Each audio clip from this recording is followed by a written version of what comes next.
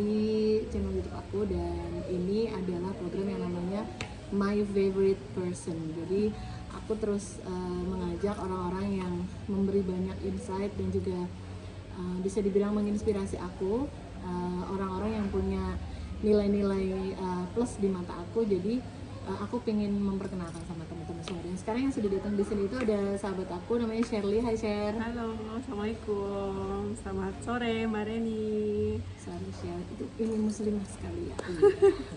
Bunda-bunda sekali. Oke, Shirley ini adalah teman aku. Kita kenal udah lama dari sejak kita itu CPNS ya. Iya, masih 2009. 2009 itu udah berapa belas tahun tuh dari sekarang.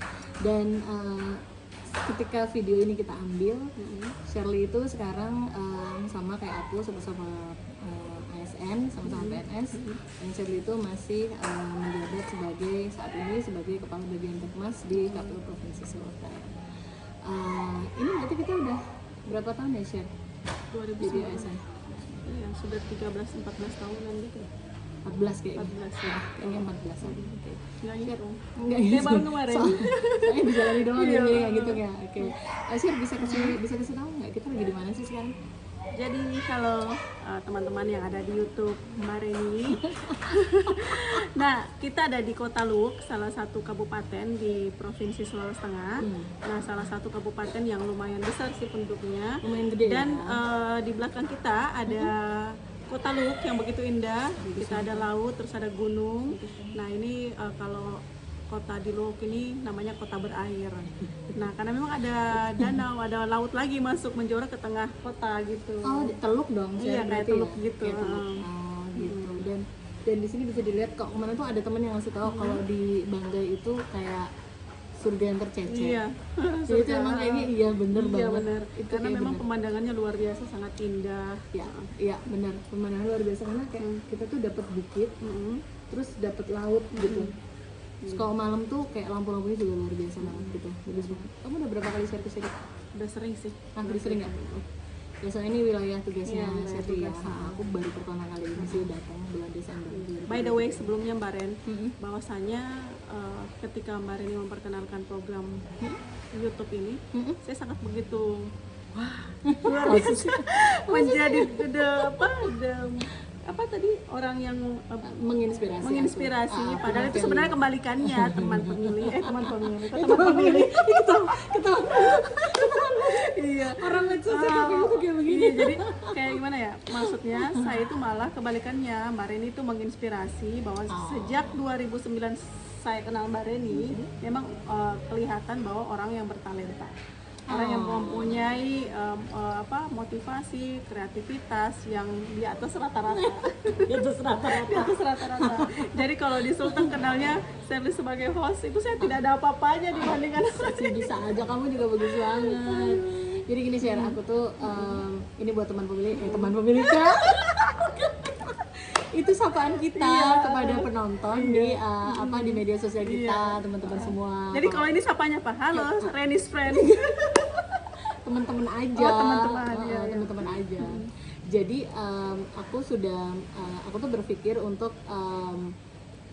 bikin legacy gitu. Jadi kayak kalau nanti anak-anakku ke depan atau siapapun di runutan keturunanku itu pengen tahu siapa sih orang-orang yang penting buat aku, siapa sih orang-orang yang punya nilai-nilai yang penting buat aku, itu aku perkenalkan di sini.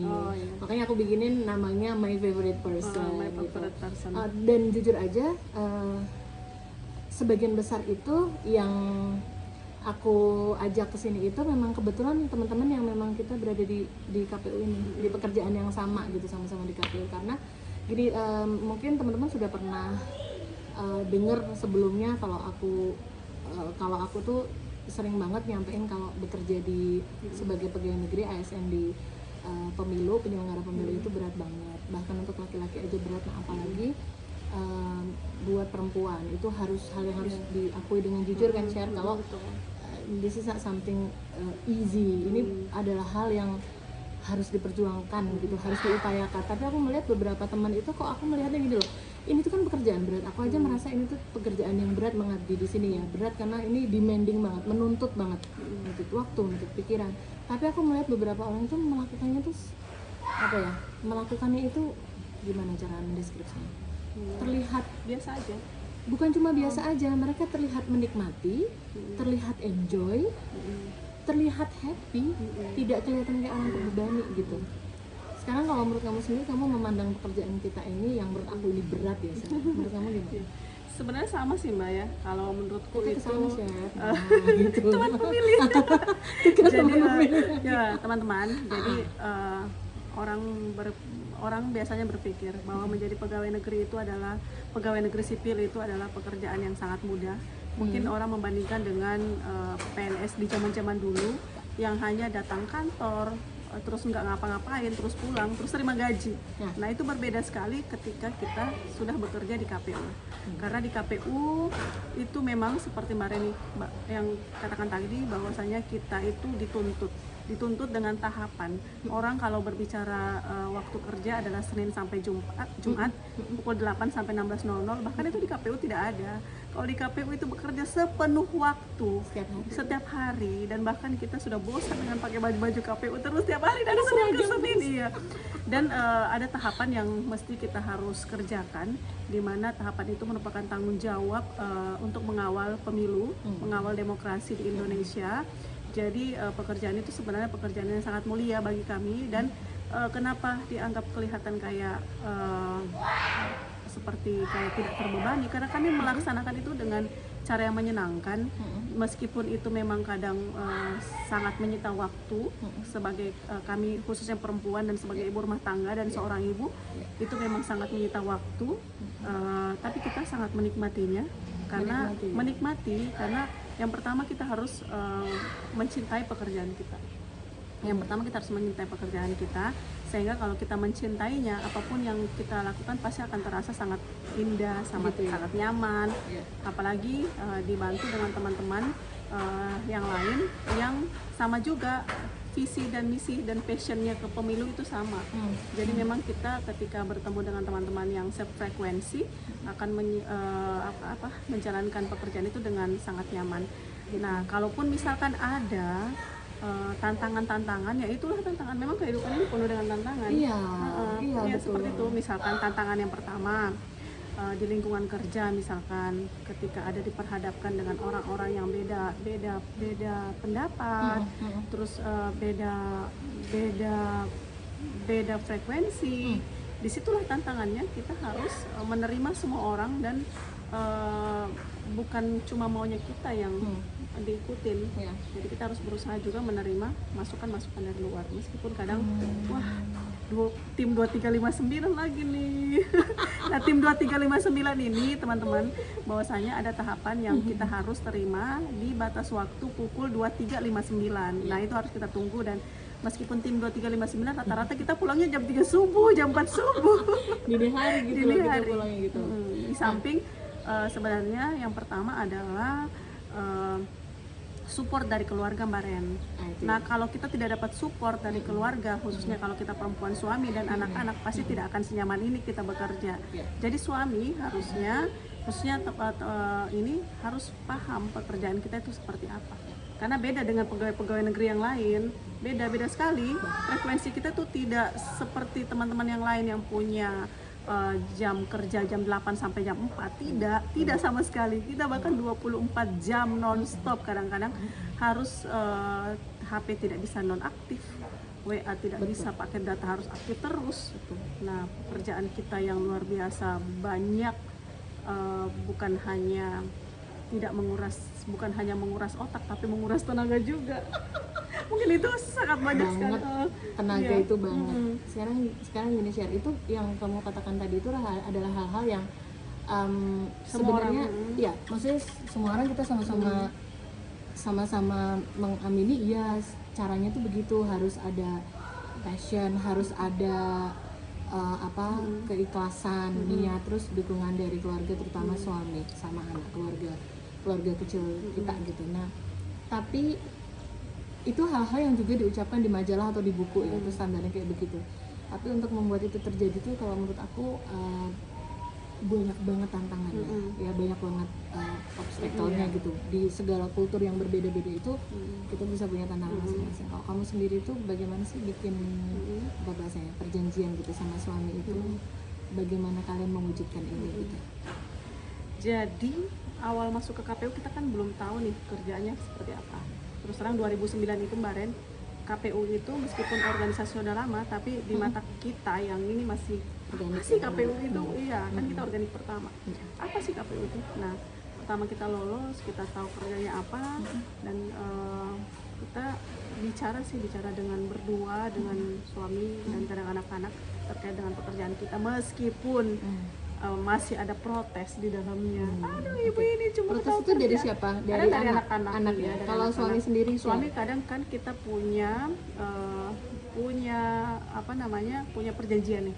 Tiap setahun sekali kita minimal 1 kali cuti bareng, bawa anak-anak liburan, entah itu ke pulang kampung, ke Makassar, atau pergi ke kabupaten-kabupaten yang memang belum pernah kita kunjungi, terus kita camping bareng kayak gitu. Jadi cuti artinya bukan di kota Palu, kemana gitu. Nah, tahun ini kayaknya saya belum bisa merealisasikan perjanjian itu karena ini udah tinggal 60 hari menuju hari pemilu gitu. Makanya saya bilang sama Pak suami dan anak-anak mungkin tahun ini mungkin tidak liburan bareng dulu, insya Allah tahun-tahun depan. Oke, itu adalah perjanjian 1 tahun sekali, terus kayak daily basis setiap hari itu. Kalau setiap hari karena kami kan jarang ketemu untuk untuk quality time bersama. Jadi waktu sama anak itu pagi hari ketika saya menyiapkan mereka ke sekolah, dan kalau dengan suami itu adalah pada saat jam makan siang. Itu pun kalau misalkan saya nggak ada kegiatan. Kalaupun misalkan ada kegiatan, saya akan selalu menyempatkan waktu untuk makan siang bareng bersama. Kebetulan alhamdulillah kantor kami dekat, kantor kami dekat. Jadi entah dia yang jemput atau saya yang jemput, kami akan makan siang bareng. Dan di situ itulah quality time kami berdua, karena kalau misalkan pulang kantor kan kadang dia sudah capek, sudah tidur duluan, atau lagi nggak mood untuk berbicara. Tapi meskipun tiap malam kita ada bedtime, bisa berbicara sebelum tidur, tapi rasanya kalau ketemu siang itu adalah waktu-waktu yang susah. Kami berdua aja, maksudnya kan nggak ada sama anak-anak. Iya, betul. Oke, itu menarik. Aku baru kali ini sih dengar ini benefit untuk seseorang yang bekerja tidak di Jabodetabek ya, kayak masih bisa diatur supaya kita bisa ketemu makan siang atau makan sore gitu. Itu menarik banget deh, kayaknya itu hal baru. Saya aku pengen hal-hal kayak gini itu kayak misalnya di masa di waktu mendatang gitu, saya minimal orang bisa sebulan sekali lah. Iya, benar. Atau atau minimal seminggu gitu. sekali kan. Iya, benar. Lagian kan kalau saya punya catatan LDR dengan suami. Jadi pernah di salah satu kabupaten yang jaraknya itu dari Palu ke Kabupaten Buol ya, itu sekitar mungkin berapa ya, 15 jam gitu atau itu 18 jam. Itu pas kapan? Pas Itu kamu udah di KPU? Udah di KPU 2 tahun yang lalu. Dia hampir 3 tahun di Kabupaten Buol. Gitu. Jadi intensitas kami bertemu itu cuma kadang 3 bulan atau per 1 bulan ketika dia ada kegiatan di kota Palu. Jadi ya kita belajar hubungan jarak jauhnya di situ, saling pengertian, saling memahami, begitu. Kita kalau terkait dengan hubungan suami istri khususnya, maksudnya kami saling mempercayai selain intinya sih, saling percaya. Jadi kalau misalkan pas dia di sini, makanya itu adalah kesempatan yang terbaik, meskipun kadang satu rumah tapi jarang komunikasi. Di siang itu makan siang itu kami sering, atau minimal dalam 1 minggu itu kami keluar berlima. Biasa pergi camping, bareng, diatur waktu. Betul, meskipun sangat jarang sih punya waktu. Apalagi di tengah tahapan yang kayak gini gitu. Betul, apalagi di tengah-tengah tahapan. Apalagi maksudnya pekerjaan yang misalnya dipegang Shirley sekarang ini tuh adalah pekerjaan yang super sibuk kalau dalam badannya KPU itu. Kepala bagian teknis penyelenggaraan itu tuh dan Parmas itu benar-benar luar biasa harus kuat. harus kuat gitu. Nah ini aku tuh pengen orang ketika melihat itu kayak mencari tahu, oh ini ada alternatif cara seperti ini nih share untuk Cuman bisa. memang saya bukan orang yang paling sempurna, saya merasa saya masih jauh dari sempurna, jauh dari kategori, kalau misalkan ada kategori ibu terbaik, waduh saya jauh. Karena kadang anak-anak suka protes terkait dengan ibu itu jarang di sekolah, nongkrong sama mama-mama yang di sekolah kan, seperti itu. Apalagi kan meskipun sesibuk ini Mbak Ren, saya berusaha di sekolah, 2 sekolah anak saya tetap pertama masuk di komite sekolah. Saya ketua komite sekolah. Gitu. Sampai teman-teman bilang kurang kerjaan sekali ibu ini. Iya. Diambil gitu sana Tapi sini. kan namanya untuk memilih ketua komite kan ada namanya pemilihan juga. Nah, itu kan suara dari ibu-ibu atau suara dari orang Wali tua murid, ya. sehingga Betul. itu adalah amanah dan kita coba jalankan saja. Nah terus di sekolah yang satu namanya Jamia, masuk juga di kepengurusan Jamia, jadi semuanya masuk. Nah Jadi nggak ada yang ketinggalan gitu. jadi nggak ada ketinggalan, jadi semua ibu selalu di komite, ibu selalu di Jamia, jadi mereka kadang-kadang ya berpikir ya sepertilah, maksudnya kadang anak-anak yang masih kecil belum terlalu mengerti soal ibu pekerja. Jadi seperti itulah kadang mereka kalau misalkan apalagi kalau keluar kota begini paling dia hitung berapa hari dan itu harus ada hadiah dalam setiap hari itu. Ya, jadi ya bisa bawa ke toko buku, silahkan pilih apa yang biasa, rautan 1, pensil 1, penghapus 1. Seriusan lah. Iya seru ya. Apa Jadi itu berapa hari ya? semua 9 ya, 9 hari Bu. Pokoknya 9. Jadi buku tulis 1, pulpen 1, penghapus 1, rautan 1, pokoknya 9 lah. Serunya di situ. Itu menarik banget. Kalau anaknya Shirley mintanya alat tulis, kalau anakku pasti jajanan. Berarti 9 jajanan itu berarti ya. Tapi sama juga sih snack Iya. Bu, itu snack nggak pernah ketinggalan. Oke. Dan itu yang satu karena kami juga di Sulawesi Tengah ini adalah pendatang, kami cari nafkah di sini, tapi Sulteng adalah rumah kami. Kami memang bukan lahir di sini dan bukan besar di sini, tapi sebagian besar hidup kami sudah ada di Sulawesi Tengah, dan kami menganggap Palu Ngataku, cie. Apa itu Palu artinya? rumahku, Apa artinya? Oh, Palu gitu. rumahku. Nah, Palu Ngataku. iya, jadi Palu Ngataku, Palu rumahku. Nanti di searching ya teman-teman, saya lupa. Bisa aja. Iya. Yang tahu boleh komentar. Iya, yang ya. tahu boleh komentar. Nah, karena kami juga pendatang, keluarga juga agak jarang di sini. Kesulitan kami adalah soal antar jemput anak dan eskul anak-anak. Itu yang kesulitan, dan itu adalah tantangan buat kami, karena kadang kan orang suami istri bekerja itu kesibukannya luar biasa, apalagi di KPU kan. Nah itulah kadang saya berusaha meluangkan waktu untuk ikut salah satu eskul, misalkan temani berenang atau temani panahan atau minimal mengantar mereka ke tempatnya ya. ke tempatnya, karena tugas ayahnya itu adalah mengantar sekolah, tugas ibunya adalah menjemput sekolah. Oh gitu. Jadi kita bagi tugas seperti itu. Jadi dibagi ya. Dibagi. Kecuali kalau keluar begini ya tugas ayahnya semua. Semua Iya, ternyata. semua. Nah ini menariknya nih teman-teman, ternyata Shirley memilih untuk melihat semua tantangan itu, semua kesulitan itu sebagai tantangan yang harus kita cari tahu, harus kita selesaikan gitu. Harus dihadapi untuk diselesaikan gitu, bukannya mengeluh. Karena aku banyak banget sih melihat, ya itu yang menakutkan, melihat justru yang dalam keadaan seperti yang kita bahas gini tuh perempuan lebih suka untuk mengeluh, menangis. Ya menangis ya nggak apa-apa sih, maksud aku lebih banyak mengeluhnya gitu, seolah-olah kayak wah ini adalah akhir dari dunia, aku harus berhenti dari pekerjaanku, ya sudah aku akan mengabdi. Tapi itu kan Mbak, bukan cuma perempuan yang lain, setiap perempuan mungkin yang pernah jadi KPU seperti itu. Iya. Karena teman-teman saya sudah ada beberapa yang resign dari PNS KPU untuk memilih menjadi ibu rumah tangga karena tidak sanggup angkat ampun ya.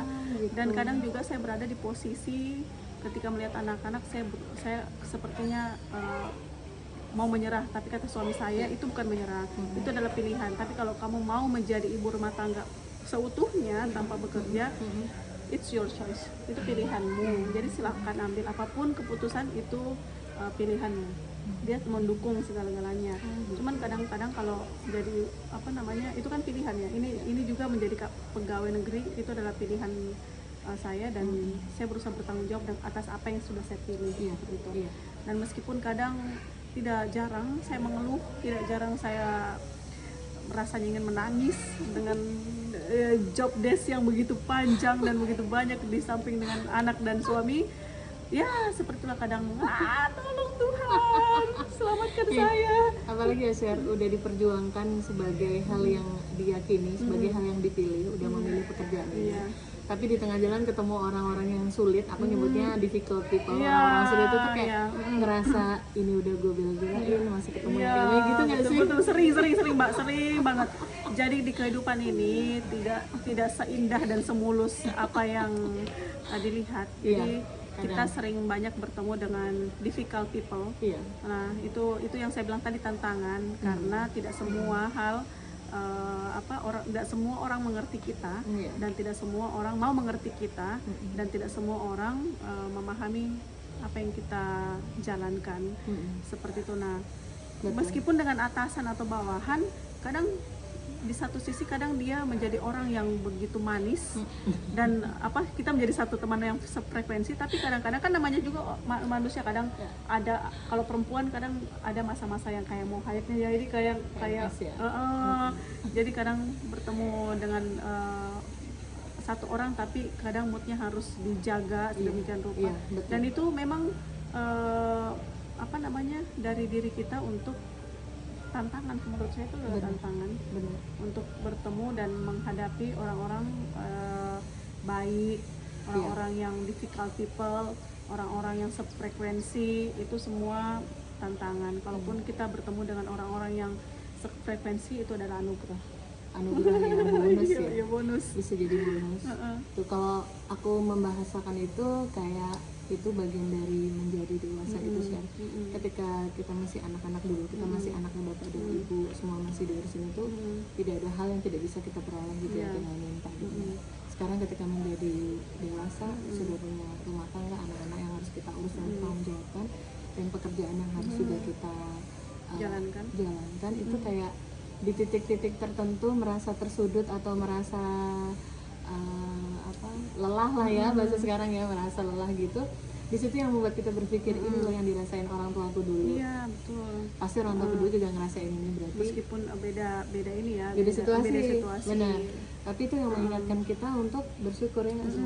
Betul. Tapi bapak ibuku dulu juga kayak begini nih, aku juga berarti harus berterima kasih, bersyukur, dan ya ayo jangan menyerah. Iya, kalau misalkan saya kayak begitu, kayak misalkan ketemu orang kok dia bisa komunikasi dengan baik, yang menurutku itu adalah orang difficult people.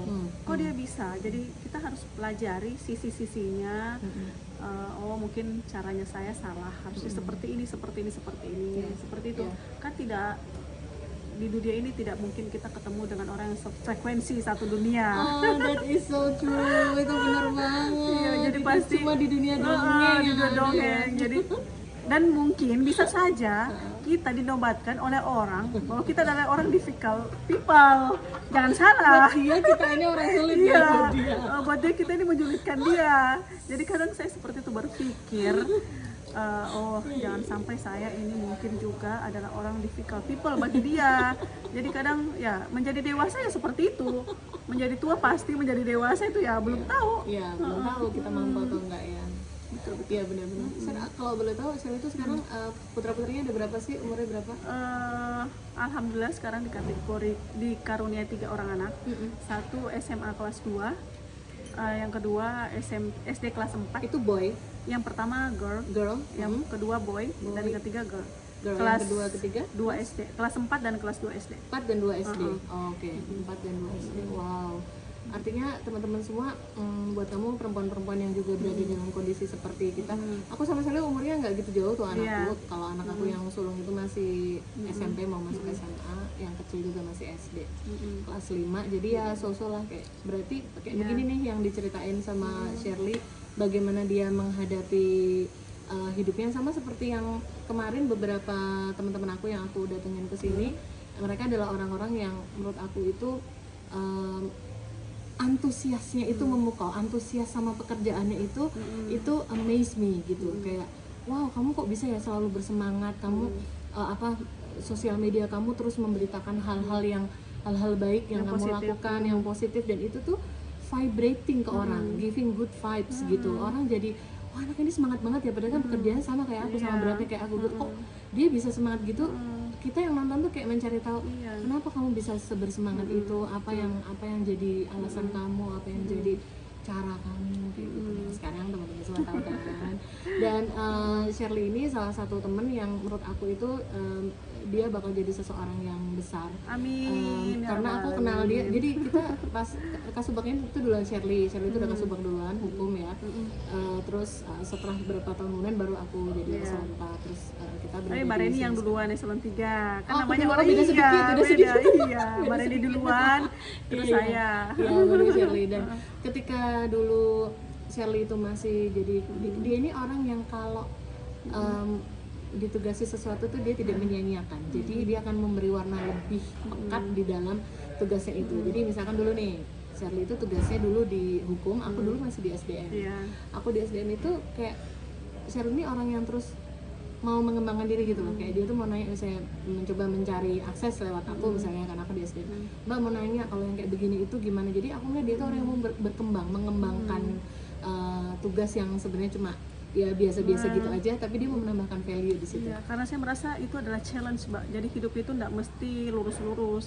Jadi kalau misalkan di KPU ada penghargaan ini, penghargaan, kita harus cari tahu itu kenapa, apa kategorinya, apa saja sehingga bisa dikategorikan bagus. Kan itu buat lembaga kita juga bagus nantinya. Iya, betul-betul. Iya. Benar banget. Oh, ternyata begitu ya ngomongnya tuh. Jadi itu adalah sebuah kesempatan. Jadi ayo diambil kesempatannya gitu ya. Dicari gimana bisa jadi yang terbagus gitu kan. Iya. Kayak gitu. Iya, meskipun ya memang susah sih menjadi I know. kita itu susah. Jadi kalau di tengah kesusahan itu kita punya temen yang bisa kita Sharing. barengan nggak cuma sharing, ketawa ngakak, Ketawa, menertawakan iya, keadaan kita itu udah tertawa. Iya, betul. Karena ada yang ngertiin gitu Iya, kan. kan kita saling tahu. Oh, I know. Relate gitu jadinya, Iya. relate ya. Oke, share aku meskipun tadi banyak hal yang sudah bisa disari nih disarikan nih sama teman-teman yang nonton obrolan kita ini, tapi aku pengen minta share kamu punya nasihat nggak buat perempuan di luar sana yang saat nonton ini tuh keadaannya seperti kita, mungkin aja almost giving up gitu, dengan kita tetap pengen punya karir, mungkin untuk menyenangkan orang tua atau untuk mencapai tujuan keluarga kecil kita, tapi kita punya begitu banyak bahasanya seolah halangan atau tantangan. Kamu pengen ngomong apa sama mereka? Saya kayak jadi speechless ya. Masa kamu speechless? Nggak ada cerita kamu speechless. Jadi kayak untuk perempuan-perempuan, teman pemilih dan teman-teman di luar sana, teman-teman aja. teman-teman di sana khususnya perempuan, kita ini adalah sumber daya manusia yang sangat luar biasa, dianugerahkan kemampuan yang sangat luar biasa, bisa menjadi seorang pekerja, bisa menjadi seorang ibu, itu yang sangat luar biasa. Nah, kalaupun misalkan ada yang sebagai ibu rumah tangga, itu pun sangat luar biasa, sama sepertinya dengan perempuan. Nah, kalaupun misalkan sebenarnya kita harus punya buku catatan untuk mencatat apa yang kita inginkan dalam hidup ini. Nah, nanti bisa diceklis satu-satu apa yang sudah, apa yang belum. Nah, kalau misalkan kita berada di titik terendah, nah kita buka lagi, astaga saya masih punya list yang belum terwujud, saya harus wujudkan ini dulu.